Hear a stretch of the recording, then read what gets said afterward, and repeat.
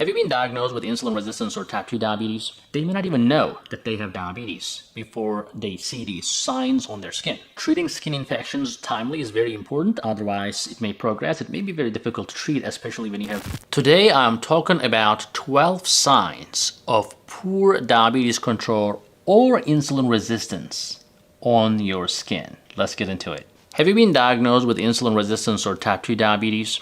There are 12 signs that you have to look out for. Hi everyone, I'm Dr. Ahmet Ergin. I'm an endocrinologist.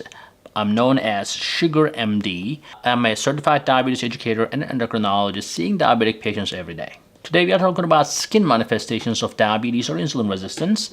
And as you know, skin is one of the many organs that can be affected by diabetes.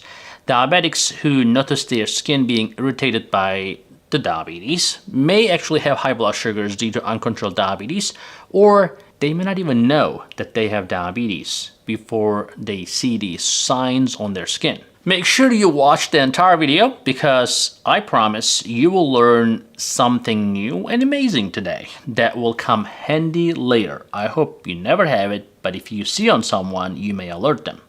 I'll give you a few tips about how to self-care about some of the conditions that I'm going to talk about, and they're going to be spread around this video, so you better watch entire video if you want to get all the tips and tricks. I'm sure you will appreciate to hear all these. Now, it's important to see your diabetes doctor and dermatologist occasionally if you're seeing any of the following signs, okay? Number one, skin patches that are yellow, reddish, or brown. In other words, we call this lipoidica necrobiosis. These are small raised firm bumps that resemble pimples that are common symptoms of that disorder. These pimples become bloated, hard patches of skin as the time goes on. Yellow, reddish, or brown spots can also appear in time. Necrobiosis lipoidica is characterized by red, puffy, and hard patches on the legs.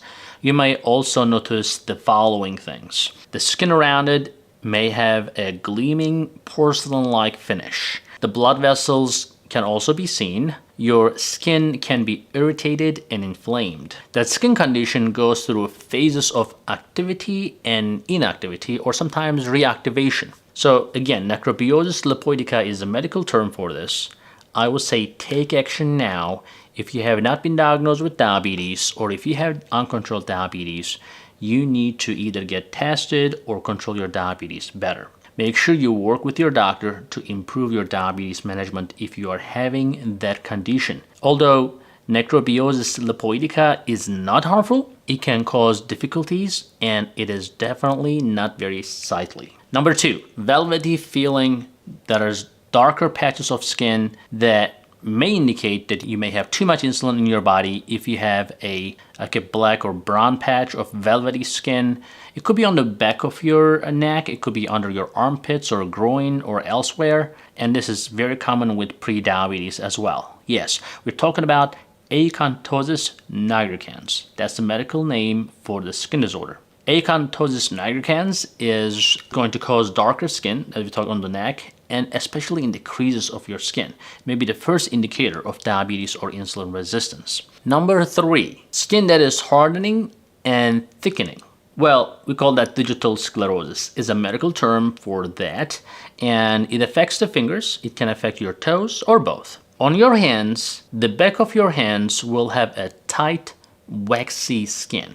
Fingers actually can stiffen, and it can become even difficult to move. If your diabetes has been inadequately managed for years, it can feel like you have pebbles in your fingertips as well. Your skin will be hard and thick in this condition, and it can be swollen looking as well, and it can expand to your forearms and upper arms as well. It can appear on the upper back sometimes, the shoulders, and neck occasionally.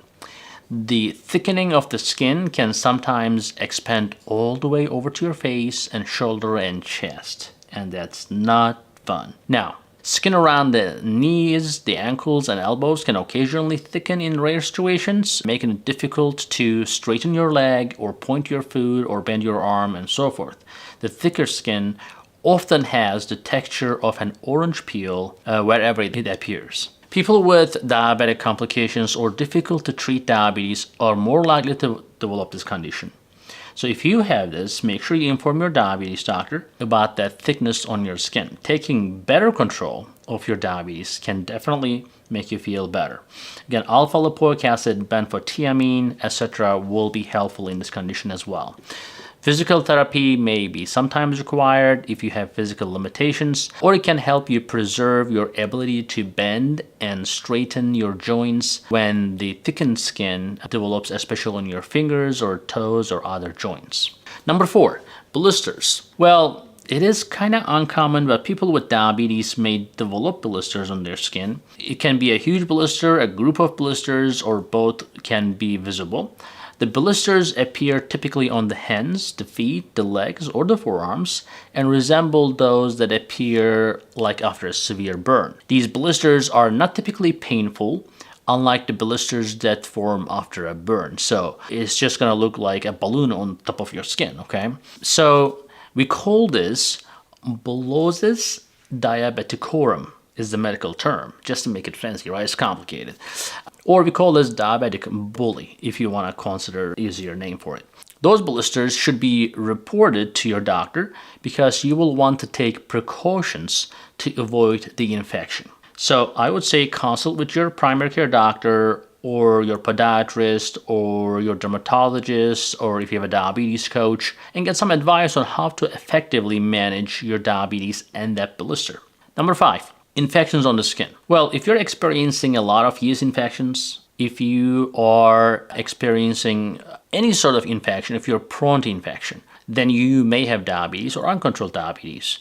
If you have a skin infection, you will notice one or more of these things. Number 1, that your skin will be hot, it will be swollen, and it will be definitely uncomfortable. You may also notice an itchy rash with small blisters.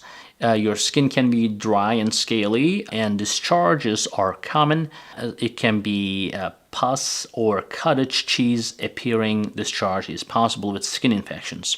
It can happen anywhere on your body, but it's more common between your toes, around one or more nails, or even your scalp. Keeping your toes or toenails dry is extremely important to prevent fungal infections. Treating skin infections timely is very important, otherwise it may progress. It may be very difficult to treat, especially when you have diabetes and uncontrolled diabetes with high blood sugars, guys. And if you have been diagnosed with diabetes, sometimes you require more effective treatments or bigger antibiotics or more antibiotics or longer duration of antibiotics, etc. Number 6 are open wounds and sores. Now, this is a little more than an infection. It doesn't have to be infected, but if you have a poor circulation or a nerve damage, this could be from uncontrolled diabetes in most cases, then you may develop these wounds or deep ulcers. Your body's ability to repair the simple wounds may be hampered because of this poor circulation and nerve damage.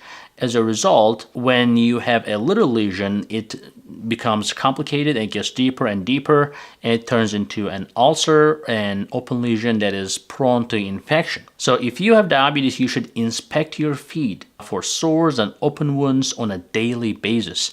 Don't really expect your doctor or nurse to check your feet like every 3 to 6 months, because if you have a lesion, it may get worse within a few days. So you need to check it every day, do your own investigation. It is, I'm telling you, 100 times more effective. If you have an open sore or wound, I would say seek medical attention right away, because untreated lesions can lead to severe infections and sometimes amputation.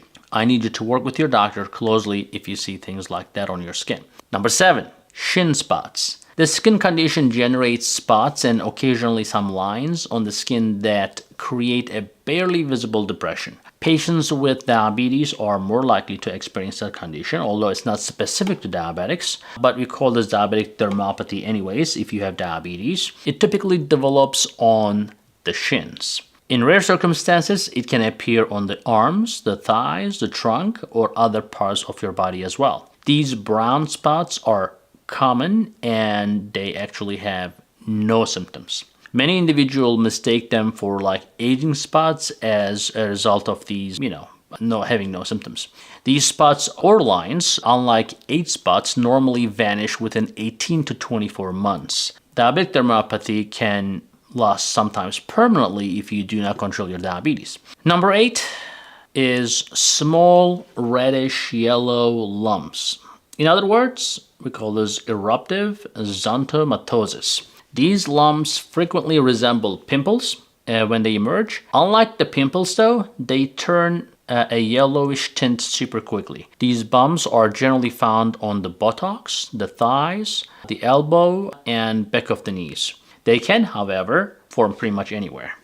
They are frequently sensitive and itchy regardless of where they occur. Now, eruptive xanthomatosis is the medical term for this, and when your diabetes is well controlled, these bumps are typically disappear super quickly. Number 9, raised lumps that are red or skin colored, and we call them granuloma annulare. It is debatable whether this skin issue is directly linked to diabetes, but as far as we know, the majority of people with granuloma annulare do not have diabetes. But on the other hand, a lot of investigations also discovered that this skin problem specifically is more common in diabetic people. So in a way that most people do not have, but let's say the incidence of that disorder is like 1% in a non-diabetic, but 3% in a diabetic. So it makes diabetics more susceptible to this skin disorder. So if you have granuloma annulare that comes and goes, you should be evaluated for diabetes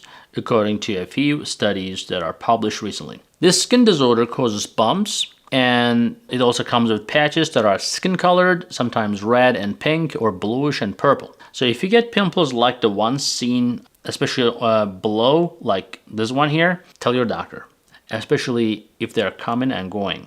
All right. Number 10, the most common one, dry, itchy skin. That's extremely dry, itchy skin is super common in people with diabetes.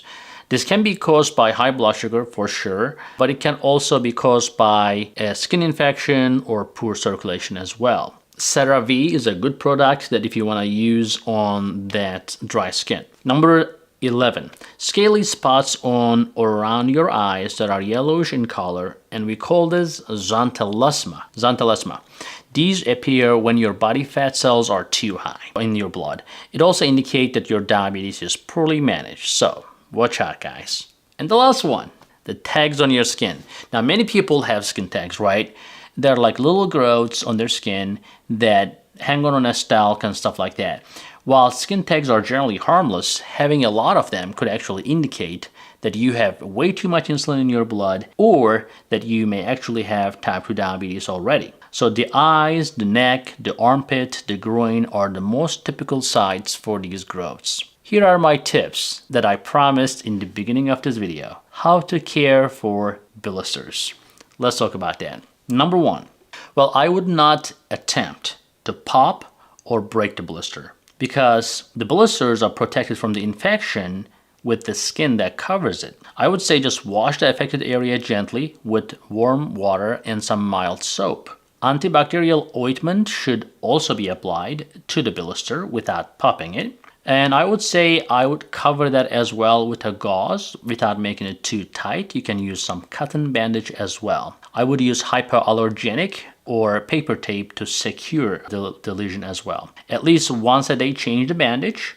Wear a different pair of shoes until the blister cures, if it is on your foot especially, and if it is due to your shoes. Now, let's talk about small cuts and rashes. How to really take care of them. You need to wash the affected area, again, gently with warm and mild soap. Do not try to dump alcohol on it. That's not really going to help and it can actually hurt it. I would say apply some antibiotic to the affected area.